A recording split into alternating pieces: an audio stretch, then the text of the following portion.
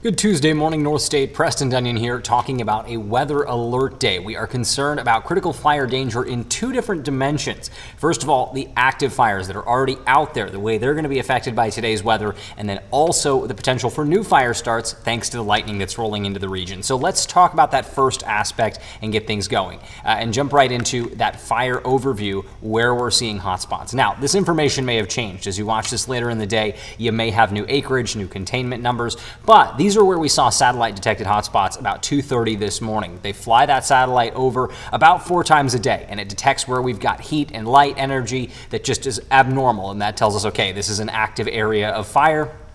So we're going to look at a couple of the concerning ones. We'll start you off with the root fire, right? No perimeter in the system right now, but we can see where those cluster of hotspots shows up, and that is just to the west of Castle Craig. So I'm going to grab my pointer tool, and I'll show you that this area right here that you're seeing is Castle Craig. So along this black line, that is the county line. So there's the Shasta-Siskiyou County line. You've got Castle Craig's State Park here on the Shasta side of things, and the wilderness continuing into Siskiyou County. Looks like those hotspots have now ridden up that ridge line and then started to back down into the Siskiyou side of things, right? So that's something to watch for there, is that this activity has continued overnight. We've seen growth to the north. That's going to be the primary direction of growth with the winds out there, but you also have that terrain element where it's going to run quickly up ridge sides and then back down on into the valleys. That's the way this is going to behave. So we need to watch that very closely. The root fire, one that put off a ton of smoke out there and has grown rapidly in an area that is, very beloved in the community. So we need to make sure we're watching that closely.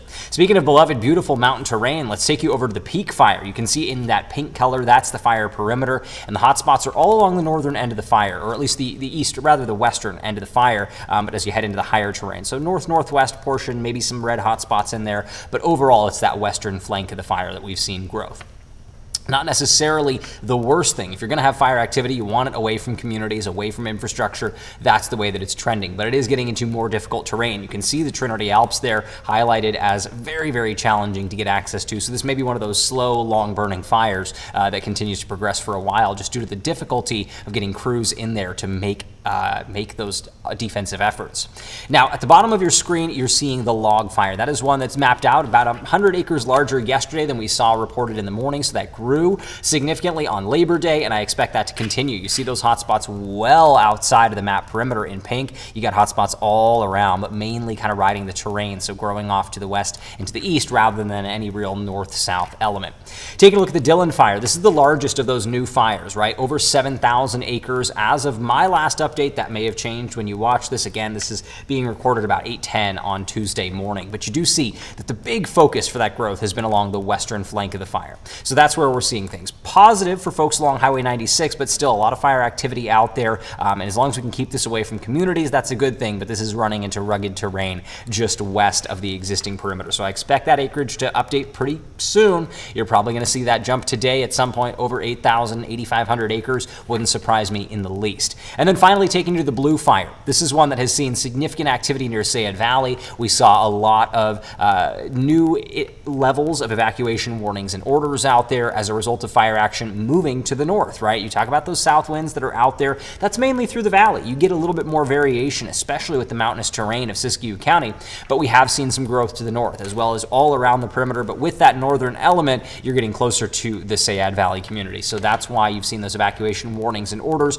pick up a little bit, and we hope folks can stay safe as we navigate these active fires. I talk about these active fires here while we're talking about today because we have a red flag warning out there for areas that are really almost all of those fires we talked about, right? Save for the root fire, everything we just looked at is in an area under a red flag warning today because of one particular criteria. It's not to do with the typical September red flag warning where you get gusty north winds down into the valley and you have really dry air that's moving fast. It's not that. Instead, we're checking the box of relative humidity being really low at the surface, but moisture aloft. So you have the moisture somewhere, but not where you need it. So when that rain is falling from those thunderstorms that pop up out there, the lightning is going to make its way to the ground, but the rain doesn't. And you can see this outside right now. If you're watching this morning, go look at some of those Alert California cameras or the Caltrans CCTV cameras. You're going to see these wispy lines coming down. That's that rain falling, but not all of that's reaching the ground. We've seen several lightning strikes already, as I'll show you in just a moment, and that's why we're concerned. So here we go. Butte County earlier this morning, right around 7:30, 8 o'clock, 2 lightning strikes, one near South Oroville and one right along the Butte-Yuba County line. So that's where we saw a little bit of activity, and we're going to continue to see thunderstorm action roll through the valley this morning before taking off over the higher terrain this afternoon.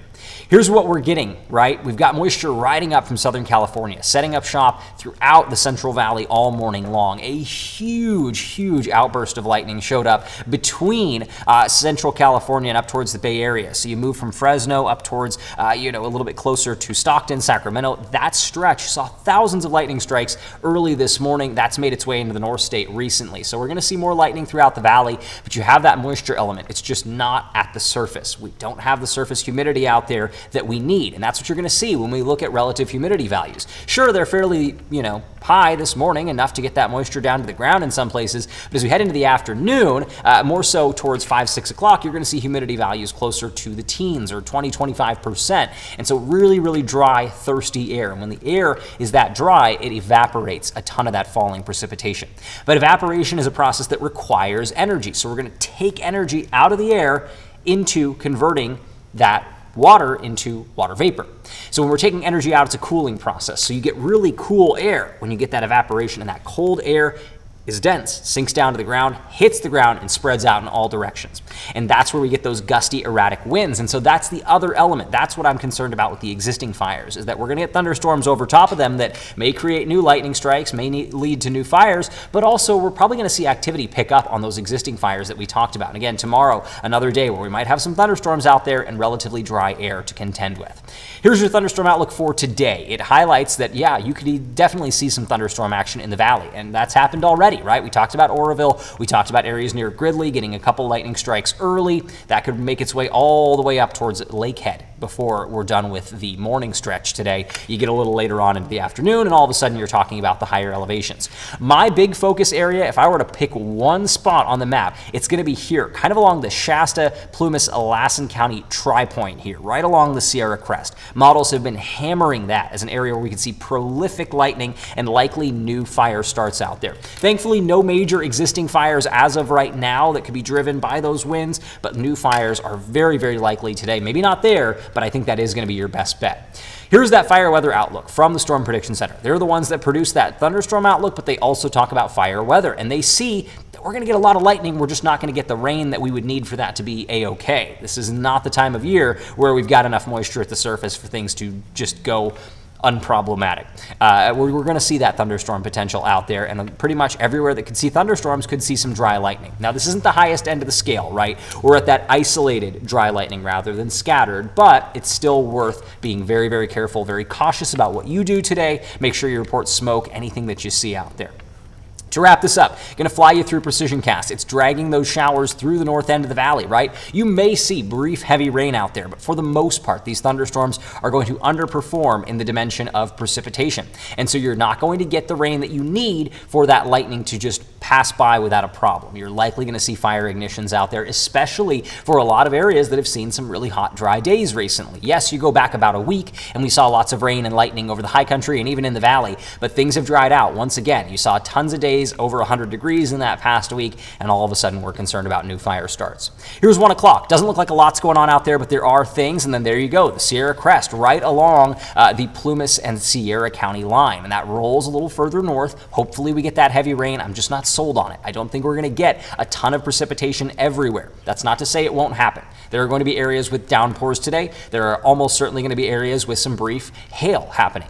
But the lightning is going to happen in more areas than we're getting that good beneficial precipitation. And so that is why we're calling for a weather alert day today. Please do be careful and stay safe out there. It does look like the focus is out to the east, but if you're in the horn of Trinity County or western Siskiyou counties, don't let your guard down entirely. Different models disagree on whether or not we can carry that moisture that far west.